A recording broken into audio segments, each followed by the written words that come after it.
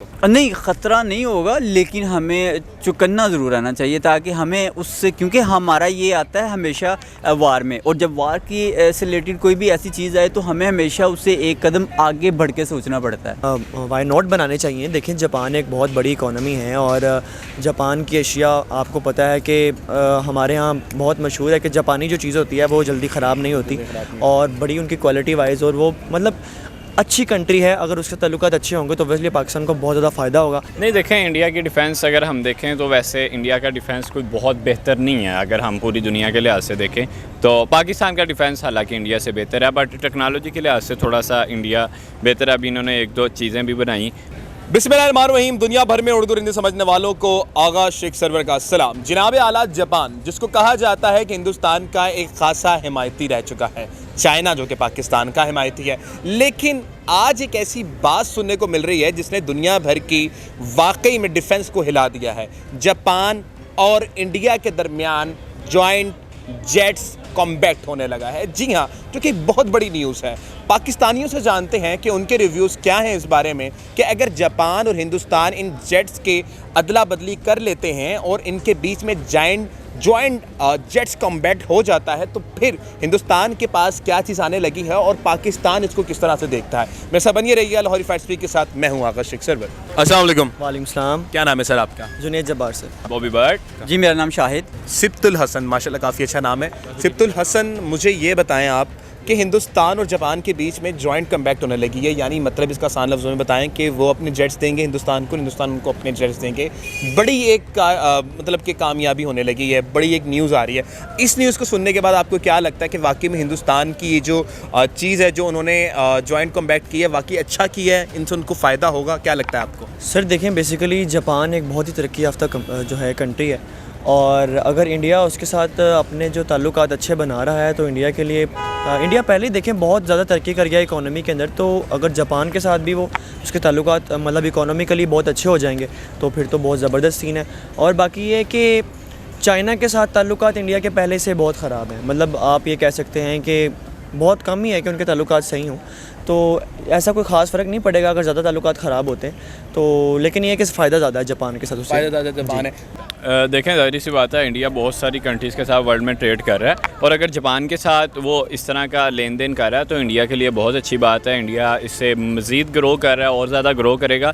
पाकिस्तान से इसको क्या नुकसान हो सकता है? पाकिस्तान को, हाँ, इंडिया का अगर हम देखें, इंडिया की और पाकिस्तान की लगती है तो हाँ, हो सकता है इस तरह की चीज़ें वो हमारे किसी और चीज़ के हमारे ख़िलाफ़ इस तरह की चीज़ें इस्तेमाल कर सकें, बट इंडिया को इतना ज़रूरत नहीं है कि पाकिस्तान के ख़िलाफ़ इस तरह काम करे। इंडिया को अपनी तरक्याती कामों की तरफ वो काफ़ी बिजी है। अभी इकोनॉमी के लिहाज से 4th नंबर पे आ गया वर्ल्ड के अंदर। सो आई थिंक इंडिया को, पाकिस्तान को उनसे कोई नुकसान नहीं। ज़ाहिर बात है, आप देखें ना, दोनों मुल्क एक दूसरे के साथ अपनी टेक्नोलॉजी है वो शेयर करेंगे।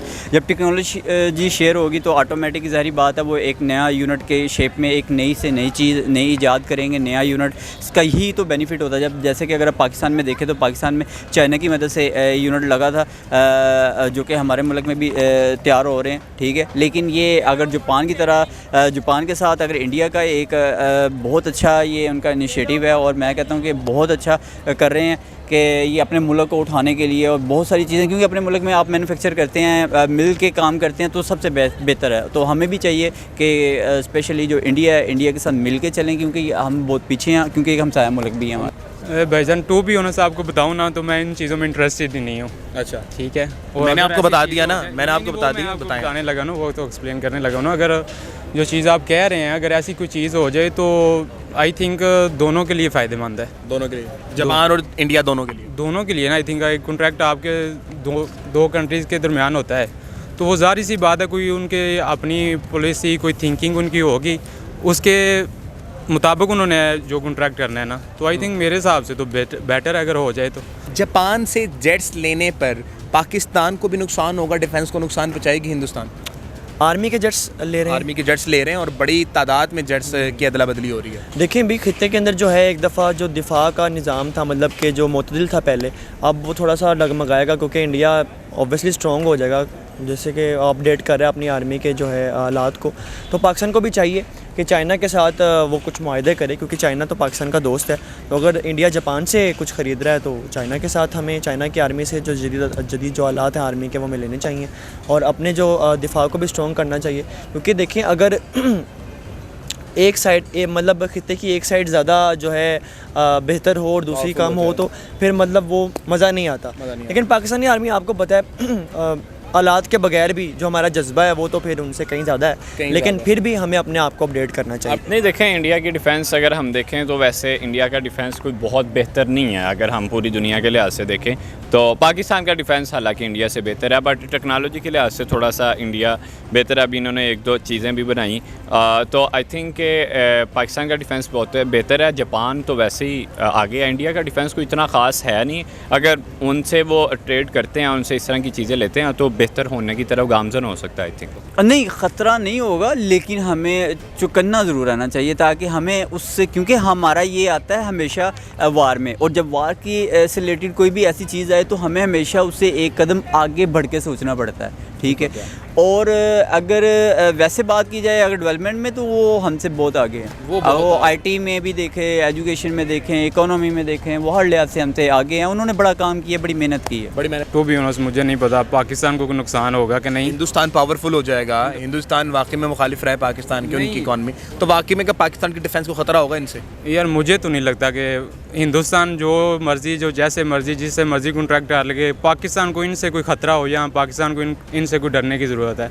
अल्हम्दुलिल्लाह हमारे साथ आर्मी है हमारी और अल्लाह की हमारे साथ मदद है। तो ऑल कंट्रीज़ जो हैं वो भी एक साथ आ जाएं, मुआहदा कर लें या जो भी कर लें, हम पाकिस्तान को अल्हम्दुलिल्लाह डरने की कोई ज़रूरत नहीं है। जापान से ताल्लुकात हमें भी रखने चाहिए, बनाने चाहिए या नहीं?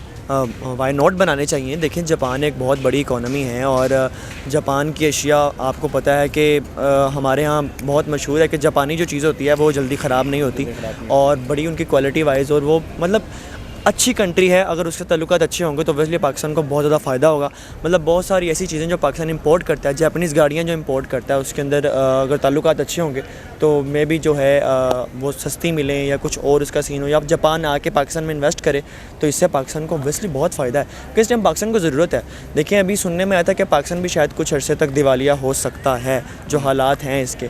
तो अगर इस तरह के हालात हैं तो हर कंट्री के साथ बना के रखें और कोशिश करेंगे वो आपके कंट्री में इन्वेस्ट करें ताकि आपकी इकोनॉमी भी स्ट्रॉन्ग हो। जी ज़रूर करने चाहिए। हमारे तमाम ममालिक के साथ सफारती ताल्लुकात बेहतर होने चाहिए ताकि हमें किसी भी किस्म, क्योंकि हमें लाजम नहीं है कि क्योंकि जब आप किसी न किसी मुल्क के साथ आपके सफारती ताल्लुकात बेहतर होंगे ना तो ऑटोमेटिकली आपके मुल्क में इन्वेस्टमेंट भी आएगी, क्योंकि वहाँ के लोग विज़िट करेंगे। आप उनको अच्छे से अच्छा पैकेज फ्राहम करें। टैक्सेशन में अगर उनको जो प्रॉब्लम्स आती हैं या किसी भी किस्म की जो प्रॉब्लम्स आती हैं हम उनको एक लॉन्ग टर्म पॉलिसीज़ बना के देंगे। जी हम आपसे अगर आपको 5 साल तक टैक्स फ्री रखेंगे, ये करेंगे वो करेंगे, तो इन्वेस्टर भी आएगा और ऑटोमेटिकली हमारा मुल्क भी ग्रो करेगा। यार आई थिंक रखने चाहिए। अच्छा, क्योंकि हमारी जो इस वक्त जो हालात है ना, जो माशियत है हमारी और जो हमारे हुक्मरान है अल्हम्दुलिल्लाह क्या बात है उनकी, ठीक है। तो जिसके साथ कोई अच्छा तामन आप करेंगे, कोई किसी भी कंट्री के साथ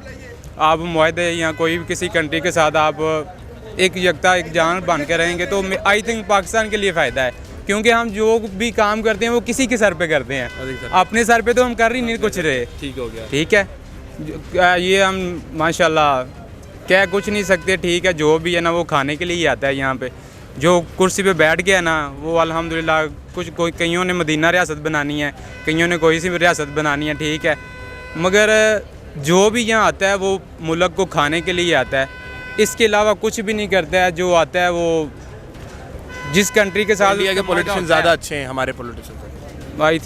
आई थिंक आपकी थिंकिंग अच्छी है। ये जो जॉइंट कम्बैक्ट्स होने लगा है, जापान से तो ताल्लुकात बेहतर हो रहे हैं, लेकिन आपको पता है कि चाइना और जापान के बीच में ऐसी जंग लगती है जैसे इंडिया पाकिस्तान के साथ लगती है। तो ये ताल्लुकात ख़राब होंगे, ख़राब तो वैसे ही हैं चाइना के साथ इंडिया के, लेकिन मज़ीद ख़राब की तरफ जा रहे हैं। देखें इंडिया के साथ चाइना के तो क्या एक मतलब वो कंपटीटर ही बना हुआ है। चाइना और इंडिया एक ही जैसी आबादी है और मैन्युफैक्चरिंग भी काफ़ी ज़्यादा ब्रांड की इंडिया में भी हो रही है और इन्वेस्टर भी सबसे बड़े बड़े इंडिया और जापान उधर चाइना के अंदर बैठे हुए हैं। तो मेरे ख्याल से कि इंडिया अपनी तरक्की करे, चाइना अपनी करे, ज़रूरत नहीं है इतना आप किसी के साथ बहुत ज़्यादा वो एक दूसरे को डिग्रेड करें या एक दूसरे के मुखालिफ हों। ठीक है, अपनी अपनी तरक्की करें और बेहतरी है दोनों मुल्कों के लिए।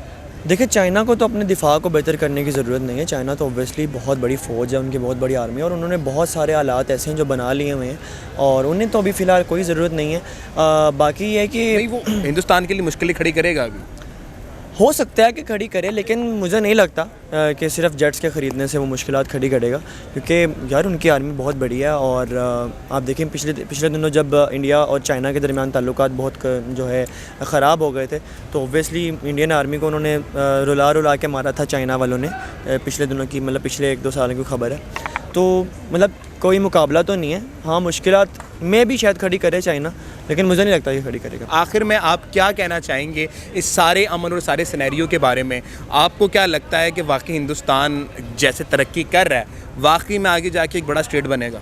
हिंदुस्तान तो मुझे ऐसा लगता है कि मैं भी आने वाले कोई 10-15 सालों में हो सकता है सुपर पावर बन जाए। और बहुत क्योंकि पता है क्या, यूएन है, यूएन के अंदर जितनी कंट्रीज़ है, यूएन को पता है कब किस मुल्क के अंदर गुर्बत लेके आनी है, कब किस मुल्क के अंदर डॉलर का रेट इतना करना है, कब रुपीज़ को ऊपर करना है। ये सारी चीज़ यूएन तय कर रहा है एडवांस में, प्री प्लान्ड आपको हर चीज़ दिखाई जा रही है। सो आई थिंक कि अगर आप क्या उसका नाम है इंडिया, आई एम सॉरी, अगर इंडिया है जापान के साथ इस तरह की ट्रेड करता है तो इंडिया के लिए बेहतर है। पाकिस्तान अपनी ट्रेड करे, पाकिस्तान को भी इंडिया के साथ ट्रेड बहाल करनी चाहिए। आप क्रिकेट मैच तो कर लेते हैं, आपस में बड़े अच्छे तरीके से मैनेजमेंट करते हैं, सो आपको चाहिए कि आप ट्रेड भी करें और आपस में ताल्लुकात अच्छे करें ताकि दोनों मुल्कों को फ़ायदा हो। दोनों मुल्कों, आपको लगता है कि पाकिस्तान को भी जापान के साथ ताल्लुकात रखने चाहिए और उनके साथ भी ट्रेड करनी चाहिए? देखिए, पाकिस्तान को पूरी दुनिया के साथ अपने ताल्लुकात बेहतर करने चाहिए, सिर्फ जापान का नहीं, मैं कहूँगा इंडिया के साथ करें और जितनी भी कंट्रीज़ हैं उनके साथ करें। सिर्फ यूएस का छोटा बच्चा बन के पाकिस्तान ना रहे, एक खुल के आज़ाद हो, क्योंकि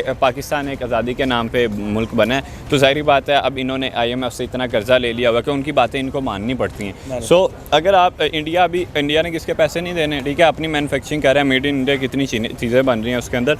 सो आई थिंक पाकिस्तान यही है कि दुनिया में जितनी भी कंट्रीज़ हैं उनके साथ ट्रेड बहाल करे, पाकिस्तान के लिए बेहतरी। तो जनाब, हिंदुस्तान का जॉइंट कमबैक पे प्लान बहुत आला है। पाकिस्तानियों का कहना है कि पाकिस्तान में भी ऐसे इनिशिएटिव लेने चाहिए जिसमें हम जापान के साथ भी ताल्लुकात बहाल करें। जिस तरह के प्लानिंग और जिस तरह की स्ट्रेटजी हिंदुस्तान कर रही है, पाकिस्तान को भी करने चाहिए। इस पर आपका क्या ख्याल है, कमेंट सेक्शन में ज़रूर बताइएगा। हमारे चैनल को सब्सक्राइब कर लें, बेल आइकन दबाना मत भूलिएगा। आगा शेख सर को इजाज़त दीजिए, मिलते हैं अगली वीडियो में। अल्लाह हाफ़िज़।